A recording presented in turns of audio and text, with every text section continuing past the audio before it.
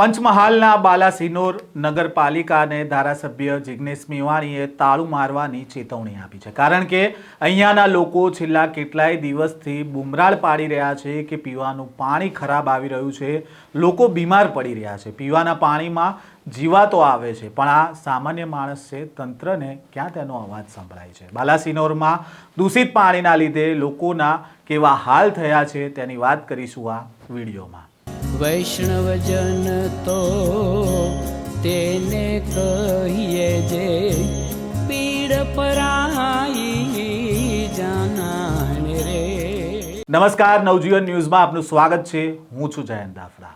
મહીસાગર જિલ્લાના બાલાસિનોર શહેરમાં પીવાના પાણીમાં ગટરના પાણી ભળી જવાની પાલિકાની ગંભીર બેદરકારીના કારણે કમળાનો રોગચાળો છે તે અહીંયા ફરી વળ્યો છે। છેલ્લા 15થી 20 દિવસમાં જ કમળાના 300થી વધુ પોઝિટિવ કેસ છે તે અહીંયા નોંધાયા છે, જેના કારણે ગ્રામજનો ચિંતામાં મુકાયા છે। સાથે જ આ મામલે એક આશાસ્પદ યુવાન અને એક બાળકીનું મોત નીપજ્યું છે, ત્યારે પાલિકા તંત્રની ઘોર બેદરકારીના કારણે આ બનાવો સામે આવતા સ્થાનિકોમાં પણ આક્રોશ જોવા મળી રહ્યો છે। એક તરફ વિકસિત ગુજરાતના ફાંકા મારવામાં આવે છે, પણ ગુજરાતના આ ગામમાં લોકોને પીવાનું ચોખ્ખું પાણી પણ નથી મળતું।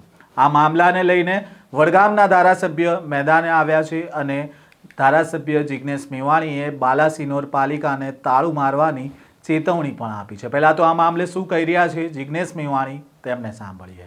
મિત્રો, ગઈકાલે બાલાસિનોર ગયો હતો અને બાલાસિનોરમાં જાણવા મળ્યું કે છેલ્લા 1.5-2 મહિનાથી કમળાની બીમારીમાં 350થી વધારે કેસ રેકોર્ડ ઉપર નોંધાયા છે। રેકોર્ડ ઉપર નહીં નોંધાયેલા કેસનો આંકડો 1000થી વધારે છે। રાજ્યની સરકાર અને બાલાસિનોર નગરપાલિકા સાથે મળીને 1.5-2 મહિના સુધી કમળા જેવી બીમારીનો પણ ઈલાજ નહીં કરી શકે, એ શરમજનક કહેવાય। અને આ બીમારીને નાથવામાં ફેલ ગયેલી સરકારના કારણે 2 લોકોના મૃત્યુ થયા, 35 વર્ષના યુવાનનું મૃત્યુ થયું, 15 વર્ષની એક દીકરીનું મૃત્યુ થયું, અને છતાં જે પ્રમાણેની ગંભીરતા રાજ્યના આરોગ્ય વિભાગમાં, કલેક્ટર તંત્રમાં અને જે પ્રમાણેની બાલાસિનોર નગરપાલિકામાં જે પ્રમાણેની ગંભીરતા હોવી જોઈએ, લોકોનું કહેવું છે એ પ્રમાણેની કોઈ જ ગંભીરતા જોવા મળી નથી। ગટરની પાઇપ અને પાણીની પાઇપલાઇન મોટાભાગે મિક્સ થઈ ગઈ છે। 8 વર્ષ પહેલા પણ એવું બન્યું હતું, સરકારી કર્મચારી સહિત 8 લોકોના જીવ ગયા હતા।